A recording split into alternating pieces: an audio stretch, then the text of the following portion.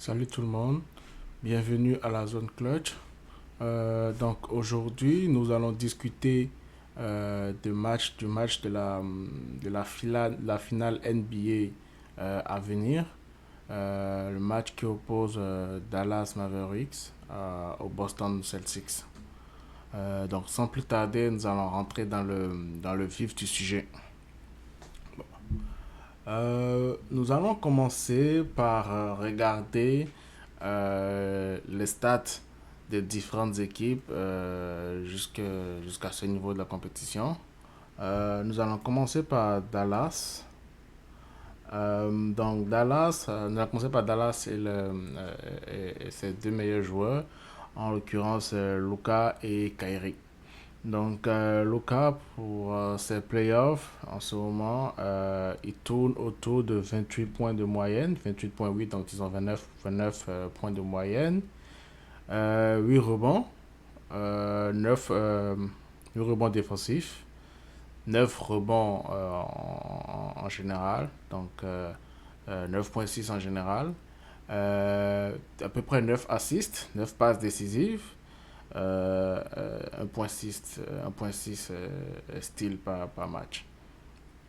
Du côté de Kyrie, nous avons à peu près 22,8, soit à peu près 23 points, 2,7 rebond défensif, un rebond offensif pour une moyenne de 3 rebonds 9, donc disons à peu près 4 rebonds, 5 assists par match et 1,2 steals par match. Donc, à eux deux, ils combinent pour à peu près 49% des points de Dallas. 49% des points de Dallas. Et si on check leur pourcentage à 3 points rapidement, donc Lucas, cette série, il prend en moyenne 9,8. Donc, disons 3 points par match pour un pourcentage de 34 points.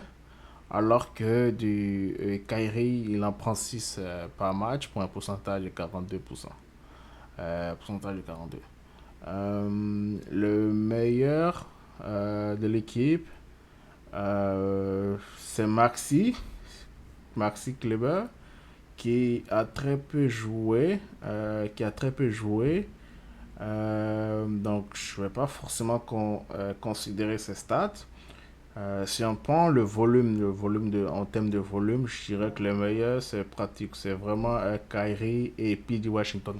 PG Washington qui s'y prend ce playoff en termes de 3 points, de 3 points clés qu'il a marqué, notamment on se rappelle, sa série euh, contre les Clippers.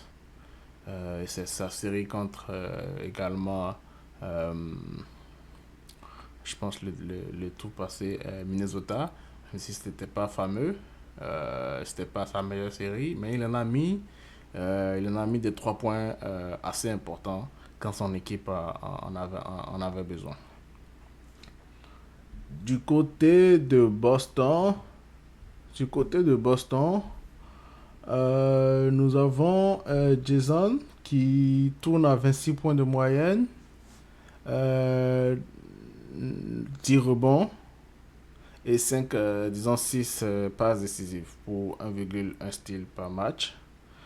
Jalen, lui, il est à 25 points, 6 rebonds par match et 2 assists par match. Donc, à eux deux, ils combinent pour 46% à peu près des points de leur équipe. Donc, faut remarquer déjà que le, l'équipe de Boston, ils sont quand même assez bien rodés en termes de joueurs qui avoisinant les 10 points et plus par match. Euh, Derrick White, qui est un très bon support, qui fait une très belle série. Drew Holiday qui fait une très belle série. Je sais que Kristaps, il s'est blessé. Je pense qu'il devrait être de retour pour la finale à valider. Et puis Al Horford qui tourne autour du 10 points, 9,9. Donc, euh, les Jay Brothers, les frères Jay, Jason et Jalen, donc ils ont un bon supporting cast. Donc ils ont une belle équipe bien rodée, bien entourée, qui est capable d'aller chercher capable d'aller chercher des points quand il faut.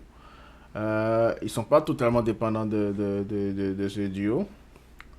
En termes de pourcentage à 3 points, c'est pas fameux pour Jason. Je sais que Jalen, en ce moment, il en prend 5,4. Il est autour de 36,8. Alors que Jason, lui, il en prend 7,1 par match et il est autour de 29%. Donc, il fait pas, en termes de pourcentage à 3 points, c'est pas fameux. On a connu mieux pour Jason et surtout, on s'attend à mieux pour le statut de superstar qu'il est. Donc, c'est à peu près ça pour les stats concernant euh, les deux équipes. Euh, Juste pour checker, donc en moyenne, l'équipe de Boston, il shoot à 36,8 à 3 points.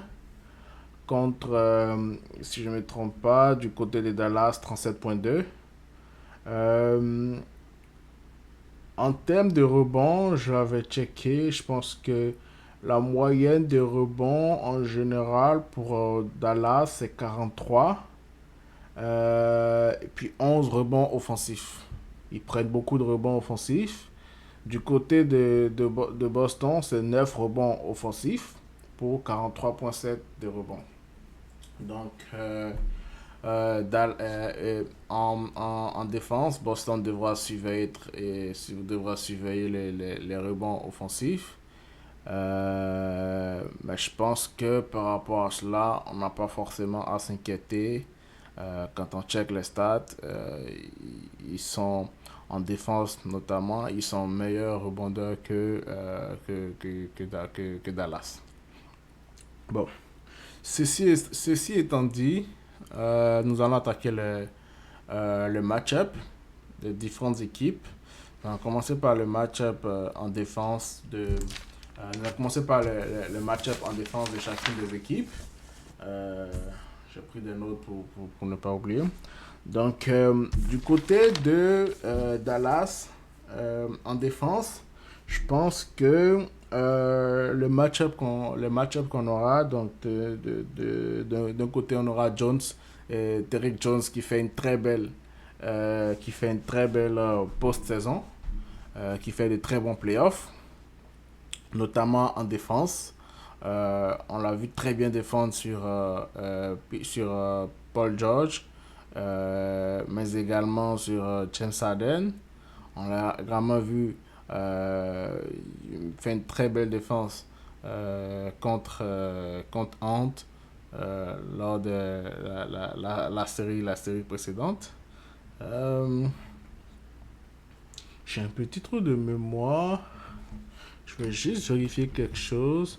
Je pense que Dallas, ils avaient affronté NBA. J'ai un petit trou de mémoire. Ils avaient affronté qui ça? Timberwolves. Et puis avant les Timberwolves, c'était Thunder. Voilà, c'est ça. Effectivement, c'était le Thunder. Même contre OKC, Oklahoma, Jones a fait une très belle défense. Il a eu notamment à défendre à reprises Shai. Il a fait de son mieux, même si Shai il a fini la série avec 30 points. Mais c'est un bon défenseur. Il s'est fait une renommée. Je pense que ces playoffs vont lui apporter énormément. Il a su obtenir le respect le respect de ses pairs. Donc, il se fera un petit statut à la fin de ses playoffs. Donc, je pense il va être le défenseur principal sur Jason Tatum. Ensuite, on aura PJ Washington qui va défendre sur Brown, Jalen Brown.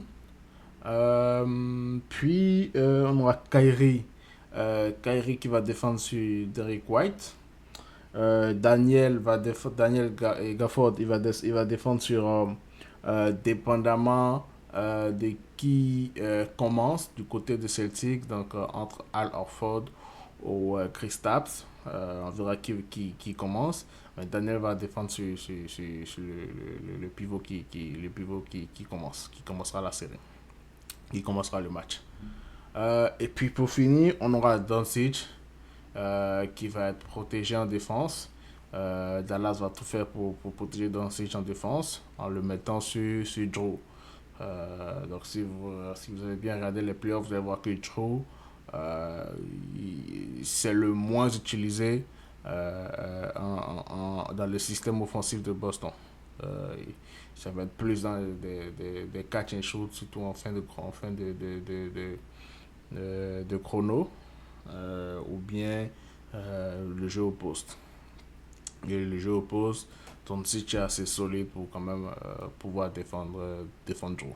Donc je pense qu'en termes de match-ups en défense du côté de Dallas, ça va être ça qu'on va s'attendre. Donc Jones sur Jason, puis Washington sur Brown, Kyrie sur Derek White. Donc c'est les principaux match-ups qu'on aura en défense. En défense du côté de Dallas. Du côté de Boston, euh, je m'attends à avoir comme match-up Drew sur Doncic, Drew Holiday sur Doncic, et puis Derek White sur Kyrie. Par contre, je m'attends à beaucoup de switch entre les deux, entre Derek White et puis Drew pour défendre sur Doncic. Je ne serais pas surpris que Jason s'y mêle en essayant de défendre également sur Doncic parce que Drew, même si c'est un bon défenseur, il n'a pas la taille et le gabarit physique pour déranger Doncic. Je pense que Doncic pourra facilement le pousser et imposer sa force pour se retrouver dans sa zone préférentielle. Pareil pour Derek White, même si il bouge très vite, les deux défenseurs, et White et puis Drew, sont assez mobiles pour bouger les pieds et défendre rapidement. Je pense que il y a cette habilité que Doncic a de pouvoir imposer sa force et se retrouver dans sa zone. Après, il peut rater son shoot, il peut rater son tir, mais je pense que ces deux-là auront de la difficulté à empêcher Doncic d'atteindre sa zone. Ils vont peut-être le rendre le travail légèrement plus difficile à cause de l'expérience qu'ils ont. Drew un très bon défenseur, Drake également. Donc ça va être à voir. Et puis Jason il a la longueur, il a le range, comme on dit souvent en anglais, pour déranger Doncic, pour contester davantage ses tirs. Donc, comme autre match-up, on aura Brown qui va défendre sur PG et puis Jason qui va défendre sur Jones. Ces deux match-up également, je les vois pas mal switcher, changer au cours du match et peut-être au cours de la série pour s'adapter, dépendamment de comment ça va se passer. Et puis pour finir, ben, on aura les pivots de chaque équipe qui vont s'affronter. C'est ça à peu près. Euh, en attaque, du côté de Dallas, je pense qu'on va pas s'attendre à quelque chose de nouveau. On aura Doncic qui va contrôler le ballon, qui va contrôler la possession la plupart du temps, et qui à chaque fois fera prendra les bonnes décisions, donc que ce soit la passe, pour trouver son coéquipier, pour trouver le bon coéquipier démarqué ou le tir. On fera ils feront toujours confiance à Doncic par rapport à cela. Euh, et on espère pour Dallas que, comme les, comme les séries précédentes jusque-là, les coéquipiers de Doncic seront assez efficaces aux 3 points. Euh, on aura Kyrie qui va se retrouver sûrement en position de meneur, dépendamment du besoin de l'équipe, dépendamment de comment le match évolue, surtout quand Doncic sera sur le banc. Donc on aura Kyrie qui va commencer à se mettre un peu en jambe, qui va essayer de jouer le rôle de meneur, d'essayer d'intégrer tout le monde comme il a toujours fait jusque-là. Euh, du côté de Boston, je pense que eux, je pense ils vont essayer le plus possible d'attaquer Doncic. Parce que quand je regarde la défense de Boston, euh, ils ont, ils n'ont pas ce maillon faible comme ça peut l'être pour Dallas. On sait tous que côté de Dallas, Luka n'est pas le meilleur défenseur et il est assez paresseux. Donc, je ne serais pas surpris de voir Boston essayer de l'attaquer le plus possible, notamment avec les match-ups. Et on pourrait se retrouver pas mal avec un gars comme Derek White, qui serait tout le temps en train d'attaquer Doncic. Donc, je pense que ça va être ça le stratégie principale. Attaquer Luka et attaquer Kyrie. Kyrie n'a pas l'avantage de la taille, notamment contre Brown et puis contre Jason. On se rappellera très bien de la série entre Boston et Nets. Boston et les Nets en 2021, je ne me trompe pas, 2022. Faudrait que je recheck mes dates, mais je pense que c'est 2022. En 2023, c'est ça, 2022. À vérifier, mais je pense que c'est 2022. Entre Boston et les Nets, où Boston a abusé des match-ups défensifs euh, avec Kyrie et tous les petits joueurs des Nets. Donc, je m'attends à ce qu'ils adoptent la même stratégie pour vraiment attaquer le plus possible euh, Luka et Kyrie. Et ça va être de voir comment les arbitres vont officier. S'ils vont laisser jouer. Parce que je m'attends à ce que des défenseurs comme Jones, PJ Washington, qui se battent énormément au niveau des écrans. Donc ça va être de voir comment les officiels vont officier ces différents matchs-là. Est-ce qu'ils vont permettre un peu d'intensité, un peu d'agressivité au niveau des combats pour éviter le switch. Donc, ça va être ça. Moi, je pense, ceci étant dit, avec les stats et les probables stratégies défensives et offensives de chacune des équipes, euh, je pense que Boston a l'avantage. Boston a l'avantage dans cette série parce que quand je regarde le parcours des deux équipes, euh, Dallas, je pense pas que Dallas ait affronté une équipe du calibre de Boston. Qu'est-ce que je veux dire par là? Boston, c'est une équipe où tout le starting five est dangereux. Le starting, les 5 de départ, ils sont tous dangereux. Et tous, chacun d'entre eux, bon, à l'exception du pivot, ils peuvent se créer leur tir. Et Al Horford, il est correct aux 3 points. Donc, mais Dallas n'a pas eu à affronter une équipe du genre. La seule équipe avec la profondeur que pouvait avoir une profondeur pareille à celle de Boston, c'était les Clippers au premier tour. Et les Clippers avec Kawhi auraient donné énormément du mal. Aurait donné énormément du mal à cette équipe de Dallas. Donc, je pense pas euh,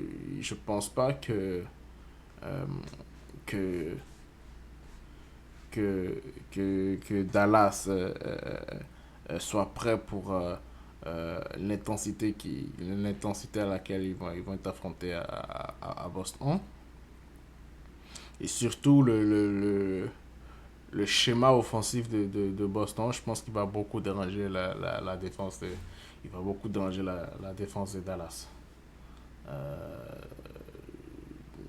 je me serais attendu que les Clippers avec Kawhi créent beaucoup de dégâts. Et même sans Kawhi créer beaucoup de dégâts, mais malheureusement, on n'a pas eu un James Harden ou un Paul George à la hauteur des événements. Donc, ça a quand même. Mais, shout out quand même à Jones qui a quand même fait un très bon travail. Mais je pense pas je pense pas qu'avec Boston, avec Jalen et Jason, que ça va être comme Harden et Paul George. Je pense que ces deux, ils vont ils vont trouver une façon de scorer. Euh, et surtout, le supporting cast va beaucoup les aider. Donc, contrairement aux Clippers, je pense que s'ils commencent à doubler Jalen ou commencent à doubler Jason, il y a plein de joueurs du côté de Boston qui sont très intelligents et qui sont capables de le faire payer. Donc, juste par rapport à ça, je pense que Boston a l'avantage en termes d'effectifs. Je ne sais pas comment Dallas va pouvoir réagir à ça. On verra bien. Faudrait un grand Kyrie. On aurait besoin vraiment faudrait vraiment que Kyrie soit au rendez-vous pour chacun des matchs. Je m'attendrais à avoir un peu plus de 22 points, minimum 25 points, histoire de libérer la pression sur les role players. Parce que c'est la finale. C'est la finale. Est-ce que des joueurs comme Derek Jones ou des joueurs comme PG Washington, est-ce qu'ils vont continuer à pouvoir mettre des 3 points aussi importants? C'est la question. Parce que c'est sûr que Doncic, ils vont le doubler. Je pense que Doncic, ils vont le forcer à libérer le ballon. Et malheureusement, je pense pas que Lively ou Gafford auront le même succès qu'ils ont pu avoir face aux autres pivots les séries précédentes. Donc, je pense que ça va être très différent. Notamment du match, ça va être très différent du match contre Minnesota où ils avaient la facilité de doubler Hunt parce que Gobert n'était pas vraiment une menace offensive. Mais si jamais il s'adonne à doubler, comme je dis, à doubler Jason, Jalen ou Derek White, il y a plein de joueurs derrière pour le faire payer. Donc, ça va être intéressant de voir quelle stratégie ils vont adopter, comment ça va se dérouler. Donc, c'est ça. Euh, Mon avis pour le match 1, je pense que Boston va l'emporter. Quand on regarde le parcours des différentes équipes jusque-là, Dallas a souvent tendance à perdre le match 1 et Boston remporte le premier match à domicile. Donc, je pense que ça va être pareil. Boston va remporter le premier match. Et puis, on verra quels sont les ajustements que Dallas aura à faire au deuxième match.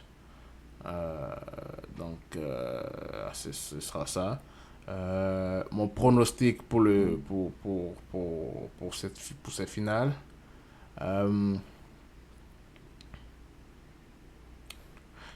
la raison me dit que Boston va l'emporter. La raison me dit que Boston va l'emporter en match 7. Mais mon cœur veut que Dallas remporte en 6. Mais je pense que peu importe ce qui va se passer, ça va se jouer en minimum 6 matchs. Minimum 6 matchs. Donc, il n'y aura pas de, il y aura pas de, il y aura pas de balayage, il n'y aura pas de catin. Je pense que ça va être minimum 6 matchs ou un match 7. Donc, euh, c'est ma prédiction pour le final. Euh, on verra ce que ça va donner. On attend le premier match jeudi. Puis à partir de là, peut-être que le déroulement du match me donnera tort. Et puis, écoutez, il n'y a que les imbéciles qui ne changent pas. Hein.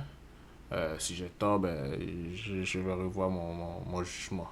De toute façon, dans le sport, notamment pratiquement la NBA, il n'y a aucun jugement coulé dans le béton. Donc, c'est ça. Donc, sur ce, moi, je vous dis bonne soirée. Puis, on se dit à la prochaine vidéo. Ciao.